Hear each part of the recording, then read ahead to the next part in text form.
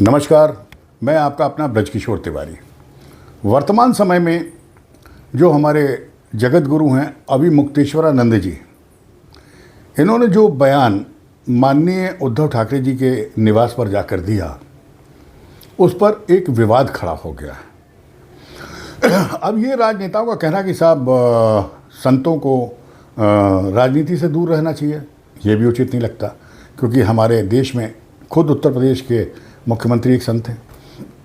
या ये कहा जाए कि साहब धर्म को राजनीति से दूर रखें या राजनीति को धर्म से दूर रखें, ये दोनों बातें नहीं हो सकती, क्योंकि चाणक्य के ज़माने से लेकर आज तक धर्म और राजनीति एक साथ मिलकर हिंदुस्तान का राज करते आए हैं। बाकी देशों के बारे में हमको नहीं मालूम, पर जो बड़े बड़े महाराजा होते थे वो धर्म गुरुओं को दरबार में बिठालते थे। कोई भी देश के बारे में अच्छा या बुरा निर्णय लेने के पहले वो उन धर्म गुरुओं से सलाह लेते थे।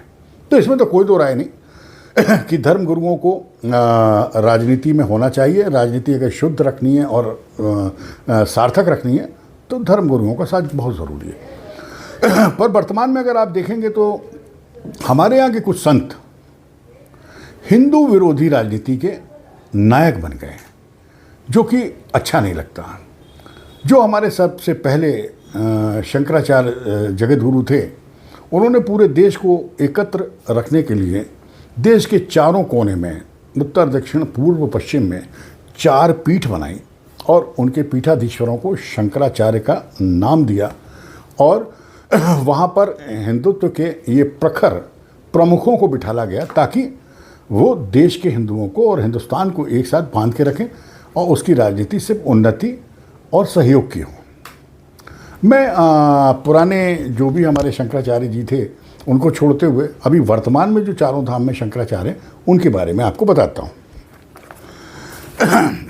उत्तर में जो ज्योतिर्मठ है उसमें अभिमुक्तेश्वरानंद सरस्वती, दक्षिण में श्रृंगेरी पीठ है स्वामी भारती तीर्थ, पूर्व में गोवर्धन मठ है उसमें स्वामी निश्चलानंद सरस्वती जो उड़ीसा में है, पश्चिम में द्वारका पीठ जिसमें सदानंद सरस्वती जी शंकराचार्य हैं। इन चारों शंकराचार्य में सर्वाधिक अगर कोई मुखर है राजनीति में तो वो आदरणीय अभिमुक्तेश्वरानंद जी हैं।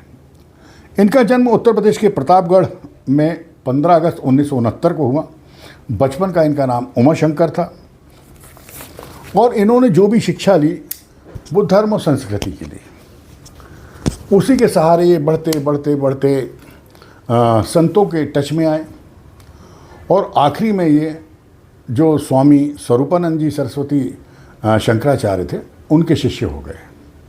स्वामी स्वरूपानंद सरस्वती का जो जीवन था वो बड़ा विवादित था, क्योंकि लोग उन्हें कांग्रेसी शंकराचार्य कहते थे। वो गांधी परिवार के एक तरह से घरेलू धर्मगुरु थे। जब भी उन्होंने बातें की कांग्रेस हित की, राष्ट्र हित की कम की।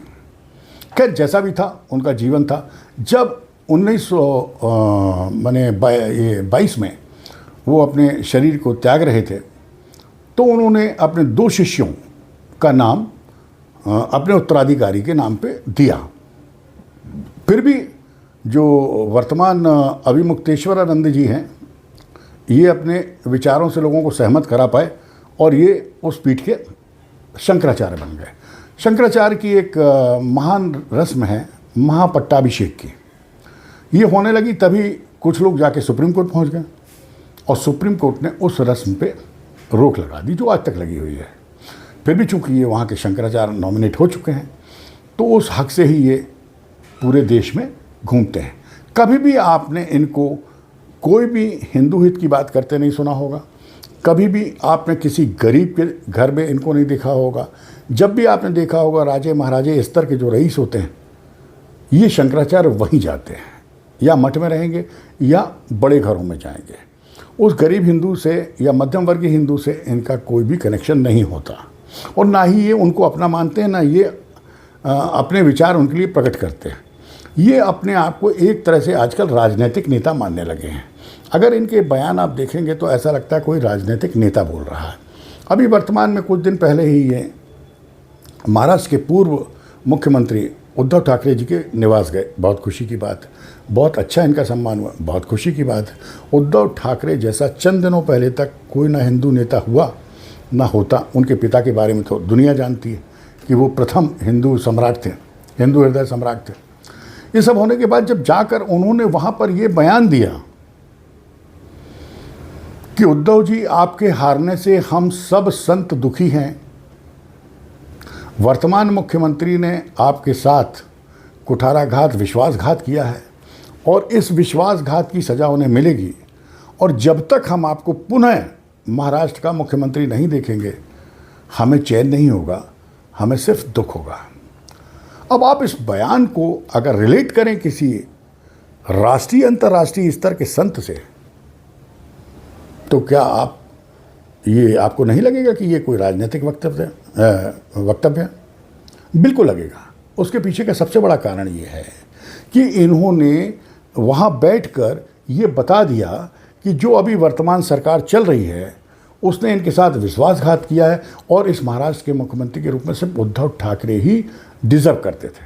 ये सारी बातें एक विद्वेष फैलाती हैं, क्योंकि राजनीति एक अलग चीज़ है, उसमें आंकड़ों का खेल होता है, विचारधाराओं का खेल होता है। जब उद्धव ठाकरे हिंदुत्व की विचारधारा से हटकर कांग्रेस के साथ चले गए तो उनके कुछ साथियों ने हटकर भारतीय जनता पार्टी के जो नेता हैं उनसे हाथ मिला लिया और सरकार बना ली।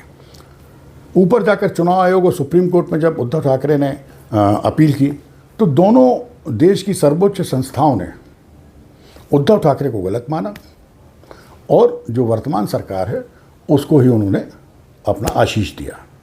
अब इसके बाद अगर एक शंकराचार्य जाकर वहाँ ये कहें कि आपके साथ विश्वासघात हुआ है, जो वर्तमान मुख्यमंत्री हैं वो विश्वासघाती हैं, तो ये एक बड़ा दुर्भाग्यपूर्ण बयान ही माना जाएगा। आपको मालूम होगा कि किस तरीके से जब उद्धव साहब की सरकार थी जनता प्रताड़ित थी। अगर फेसबुक में लिख दे तो जेल, इंस्टा पे लिख दे तो जेल, अखबार में लिख दे तो जेल। इनके ज़माने में जिनके यहाँ ये अभी शादी रिसेप्शन में गए थे उन्हीं के घर के सामने बम प्लांट कर दिया गया था। आपको मालूम होगा कि किस तरीके की हत्याएं होती थी, किस तरीके के राजनीतिक खेल होते थे। तब जनता ने इनको हटाया। तो मेरे ख्याल से जो जगत गुरु हैं, अगर उनको अपनी एक पहचान बनानी है तो सबसे पहले हिंदुओं के बीच में वो अपने आप को मिक्सअप करें। हर हिंदू अपने आप उनको अपना गुरु माने, वो हिंदू हित की बात करें, किसी व्यक्तिगत हित के लिए कहीं ना जाएं। ये तो वैसे ही हो गया साहब कि जैसे फिल्म इंडस्ट्री से किसी को पैसे दे के बुला लेते हैं और वो एक रद्दी से रद्दे कपड़े की दुकान को बोलता है कि साहब इसी दुकान के कपड़े मैं पहनता हूँ, इस दुकान से अच्छा कहीं फैब्रिक मिलता नहीं। इस तरीके की हरकतें महान संतों को नहीं जमती। और जब अभी पिछले 20 सालों में हिंदुओं पर मुश्किलें आईं, चाहे पालघर में संतों को मारा गया, चाहे उनको आतंकवादी कहा गया, चाहे उनको हिंसक कहा गया, ये चारों शंकराचार्य के मुंह नहीं खुले। इन्होंने एक बार भी नहीं कहा कि हमारा हिंदू हिंसक नहीं है, आतंकी नहीं है, वो कभी भी देश के विरुद्ध काम नहीं कर सकता। इन्होंने जब भी कहा किसी राजनेता या उद्योगपति के फेवर में कहा, आम जनता के नहीं। तो यहाँ मैं दुख के साथ ये निवेदन करना चाहूँगा कि अगर आपको मॉस के एक भीड़ के एक बहुत बड़ी संख्या में हिंदुओं के धर्मगुरु बनना है तो सिर्फ उस पीठ में बैठकर आप नहीं बन सकते। आपको हिंदुओं के हित की बात करनी होगी और उनका दिल जीतना होगा। बाकी पद के हिसाब से आप सर्वश्रेष्ठ और सर्वज्ञानी हैं, बाकी जनता आपको जानती है। आगे से बयानों पे थोड़ा सा ध्यान रखें, धैर्य से दें ताकि हिंदू हित प्रभावी ना हो। नमस्कार।